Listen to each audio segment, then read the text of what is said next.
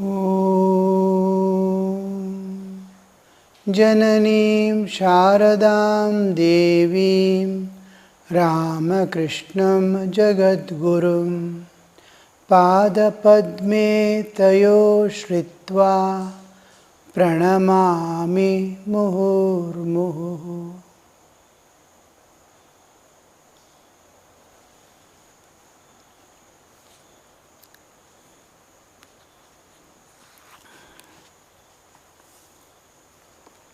With the Brahmo devotees. Many people visit temple garden at Dakshineshwar. If I see some among them indifferent to God, I say to them, you had better sit over there. Or sometimes I say, go and see the beautiful buildings. When we visit a saint or an incarnation of God, we don't return empty-handed. If not anything, if they cannot give anything to us because of our incapability of receiving, they at least send with us their prayers. The prayers will be backing. The good wishes will be backing. They have come to an incarnation of God. What might have brought them is unknown. It can be their own good karmas of the past, lives after lives done, some sacrifice, great sacrifice they have done in some life, or the nature's grace of God's grace must have brought them there. After having come there, their old tendencies are so powerful that they are not able to dedicate themselves to receive what is being given there. Their old tendencies are some good karma, something has brought them here, but their propensities are such that they are taking away. Then Sri Ramakrishna asked them, sit over there. Sitting there, they may not get anything from Sri Ramakrishna, but they look at the devotees. Usually, if I am not interested in the subject, I will be seeing others, what are they doing, how they are behaving, how they are understanding, what is their expectations, what is their understanding of the saint. They will be observing, seeing devotee, their inner changes takes place. He asks them to go. He is not able to give anything, and their vibration should not affect others' awarenesses. When their vibrations are quite strong and these people are weak, some person comes, he cannot go empty-handed, but his negativity is more powerful than the positivity of these people. Instead of spoiling the atmosphere that I can give something to these people, in his absence, his presence may not be suitable for giving higher things to these people. Now a politician comes, I cannot talk politics to these people. He is interested. If I talk anything spiritual matter also, within moments he will come back to his subject of politics, or at least ask for blessing of his success in the election. So such is the tendency, and his vibrations are restless and he is seeking something which is going to of no use to anybody else. So go and see the fine buildings there. Have you gone to the temple, this temple here, there? Then he will go. And the class continues. What is to be given to these people will continue, and he will not go empty-handed. He will see all the buildings around. He will go to the garden. He will go to the river, see certain things. And remember, in some way, who had got there, one Swami was there, one deity was there, one image was there, that much. In this life, only that introduction only, no sadhana. That's why we may have to take many lives for our evolution, because even a single desire pending, it has to be unhealed, and that can be unhealed only again in the bodily existence. That becomes bodily existence necessary. What is the proof that next birth is there? Next birth is there only if there is some desire within, something pending, some hatred or something pending that has to be fulfilled. It's a force. Force cannot remain without being quenched. It has to work somewhere. So that pending one desire or dislike or something or revenge, that to fulfill that, he cannot fulfill without body, without coming back into the earth. He has to take a body, if not of human, he can take of any animal and fulfill his desire of likes or dislikes. So that one thing is, now he might have just this information, it was there. A thing like is so and so is there. He may not have good understanding or right opinion about Sri Ramakrishna. He may think, oh, he is an ordinary person. Doesn't matter. There was a sadhu, and there is a temple, there is a deity. He may not trust that deity, he may not trust that people, but such a thing called is there. A thing called God is there. He may not believe in it, but people say there is a thing called God. That much understanding in that life he may be able to get because of his overpowering old tendencies. Once those tendencies subside, these seeds will start germinating. All these desires, that when they start getting attenuated, the seeds which were not working, just known, a life called spiritual life is there. I am not interested, I don't want. In spite of that, a spiritual life, somebody is there who is leading a spiritual life. That much understanding is the seed within, which is going to germinate in one life or other and then give the fruit. So Sri Ramakrishna is telling them, not just simply because he is disinterested. He is disinterested and is being told for the others' help and for his own future developments. Let him carry the seeds instead of sitting here and just looking after last. If he sits, go on sitting for till the end. If he doesn't see that, he may not understand or he may not like. With a dislike he goes. When he sees the building, he goes with some liking. Some flower plants, trees, this, that, nature after all.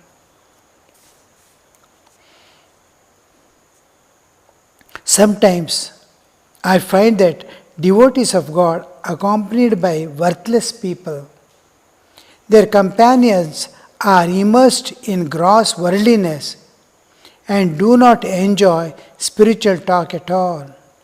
These belong to another class who are dipped in worldliness. Dipped in worldliness because they are friends of someone who is neutral to certain things and positive to spiritual world. If somebody tells something bad or something about worldly things, he hears and he doesn't get affected by it. He is neutral to that. So he is friend of that person. Not because his friend is, not because they are companions in his wrong understanding or wrong doings. Need not be. He is able to live with him without conflict. He may not accept his ideas, but he is able to. So they are friends, but when they come to Sri Ramakrishna, he is only spiritual. When no spiritual, they cannot bear, they don't want. They dislike, not only they start hating such kind of people because they are immersed in. Now it is like trying to put something on the stone. If you put in the earth water, it gets absorbed. If you put on the stone, it doesn't get absorbed also. It starts flowing out. Such people they are. So they are not interested in spiritual world. The companions immersed in gross worldliness and do not enjoy spiritual talk at all. Since the devotees keep on for a long time talking with me about God, the others become restless. Finding it impossible to sit there any longer, they whisper to their devotee friends, "When shall we be going? How long will you stay here?" The devotee says, "Wait a bit, we shall go after a little while." Then the worldly people say in a disgusted tone, "Well then, you can talk. We shall be waiting for you in the boat." They are not able to tolerate the spiritual talks. They are not interested. It is like making a child you sit for studies when he wants to play. His playing time, you ask him to study, he will never like it. And he becomes intolerant to the studies. He says no, refuses. Like that their mind is refusing spiritual things because of their dipped in worldliness. So Sri Ramakrishna is telling about these people, how they feel. Worldly people will never listen to you if you ask them to renounce everything and devote themselves wholeheartedly to God. You can't make them renounce or sacrifice a little for higher life. No, you cannot do that. Worldly people will never listen to you if you ask them to renounce everything. Renouncing is far off. Giving up all enjoyments of the world and taking up to God is very difficult, and it is even for a person who is interested in spiritual life also, it is rather difficult. Small desires of external freedom, not of eating or enjoying, who will be inside, they are bound by the laws and regulations, rules and regulations. They don't want to be bound. They want freedom to enjoy. Enjoyment is such thing, freedom to enjoy. Now freedom itself is curbed. Enjoyment is not there. but freedom itself is curbed.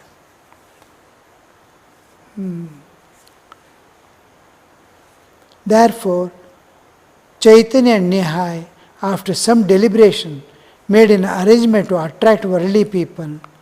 They would say to such persons, "Come, repeat the name of Hari, and you shall have delicious soup of magur fish and embrace of a young woman." Many people attracted by the fish and woman would chant the name of God.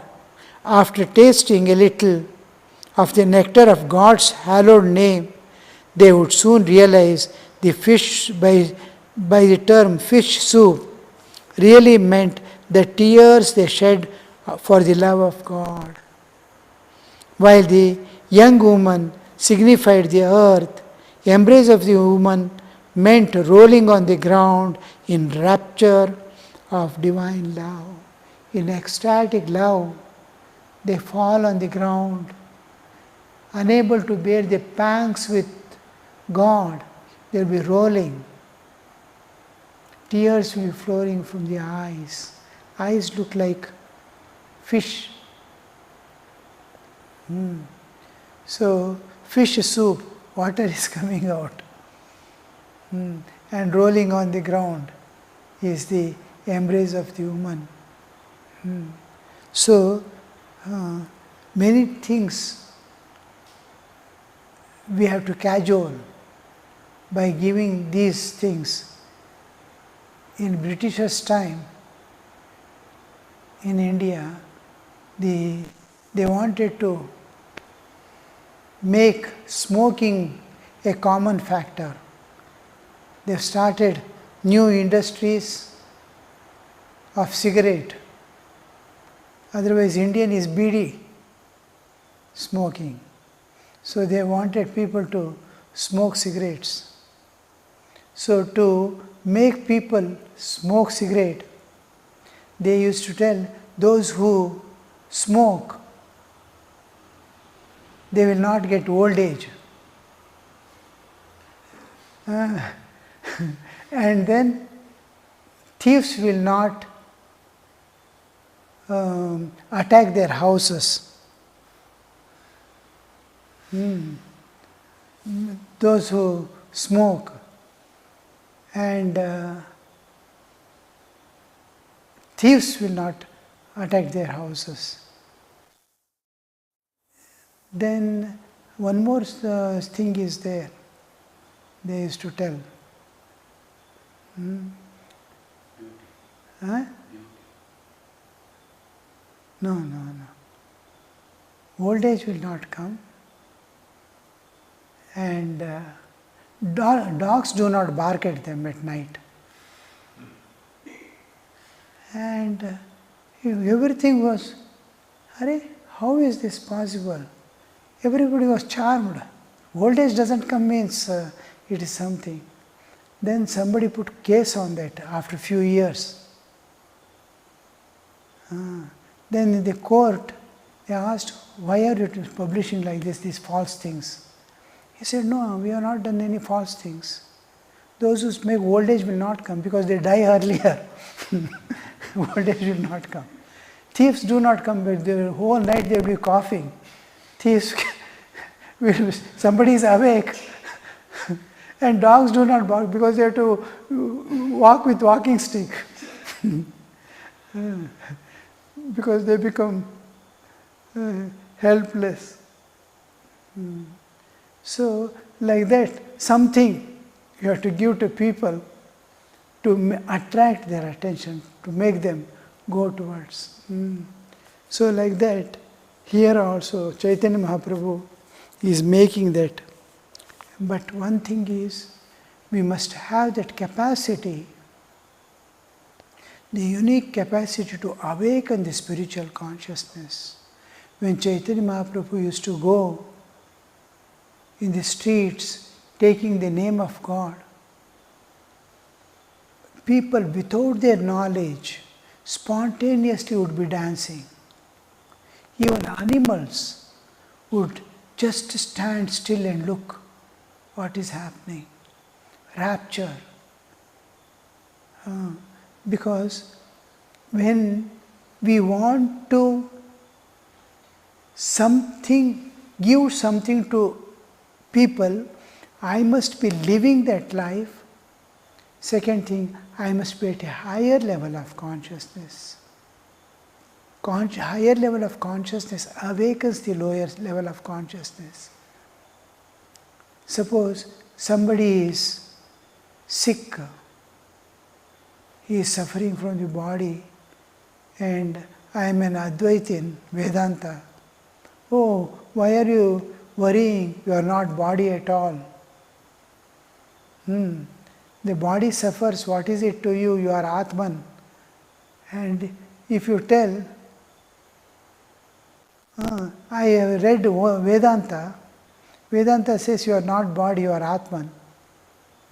I am healthy, I don't have any problem, but the other person is suffering. Go and teach them Advaita. You are Atman, you are not body. Why are you let body suffer? What is it to you? He will not listen.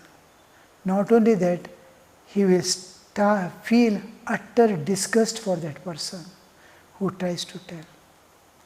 Because he is still body and asking the other to be Atman. Suppose I am Atmajnani, then my presence itself awakens. My presence, just presence, awakens the spirit within him. He will totally be indifferent to body. Because what I want to convey, I am that. Being a body, I cannot awaken spirit in others. Being a spirit, I can awaken the spirit in others. So, to be like Chaitanya Mahaprabhu told words, people came and saw. By the time they saw Chaitanya Mahaprabhu, then itself they were half gone. The worldly tendencies will die away. We saw Vinayakanandaji telling, when they were brahmacharis, they went to Holy Mother. Each time they would approach the Holy Mother, their identity itself used to get lost. They used to forget who they are. They will become helpless children. Mother has to do everything as if. The moment we turn and come up, the same person again. Same ego, same doership. Each time we go to Mother, that identity is to dissolve. Because she is at the universal Mother status. She knows. One of the things we must remember is, these people, those by just their presence awaken the spiritual awareness in others. They have such a personality that they are fully secure. They are fully secure in their ideas and in their moral. Their moral, they are secured. Secure means you cannot shake and remove from their moral and from their ideas. They are firm and clear about their ideas. Their just presence makes you awaken. Nobody can shake, nobody can do anything with their understanding and wisdom and knowledge, because it is standing on the realities. Like Krishna, Rama and all these people, prophets, you cannot just, they utter and people obey. What for? Because they move with reality. There is no speculation, there is no imagination, there is no wrong understanding. They are rooted in reality. They are, whatever they utter is a law. So these people capture the attention. Man becomes as if charmed. He becomes just, he sees. So that aspect we have to just see. Whenever there must be a tremendous transformation that we have to bring about within ourselves. Earlier the better, because later on we don't get time, we don't get an opportunity, we don't get the same atmosphere in which we are. Bodily conditions also change overnight. It becomes useless object we have to carry and move about. So when there is sunshine, make hay, otherwise you will lose it. So we have to wake up and start doing whatever we want to attain, whatever we have to achieve in our lives.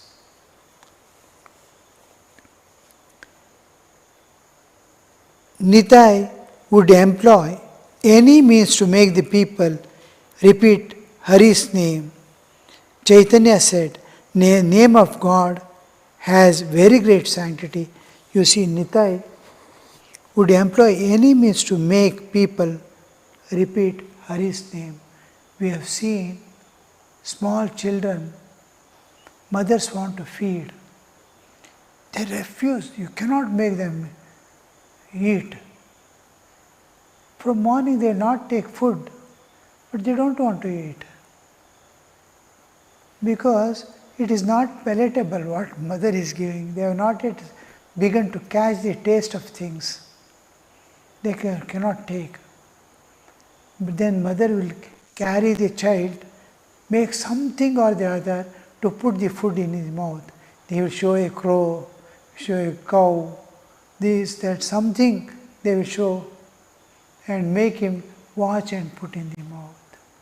Make something that his attention is drawn and feed the food. Same thing, Nitai was utilizing that technique. Some means to make them repeat the name of God.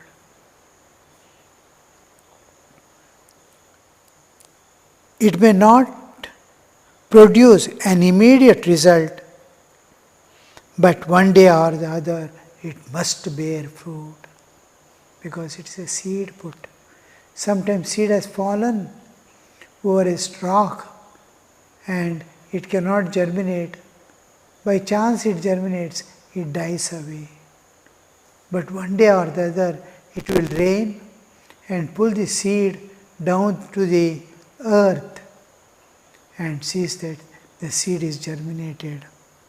One day or the other it must give result and bear fruit. It is like seed that has been left on the cornice of a building.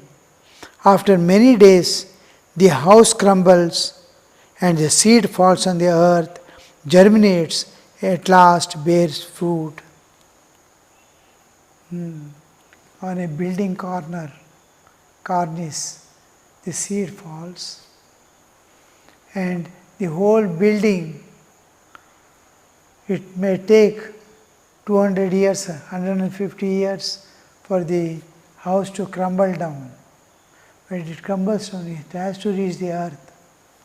How long period Sri Ramakrishna gives, you see. It has to germinate one day or other.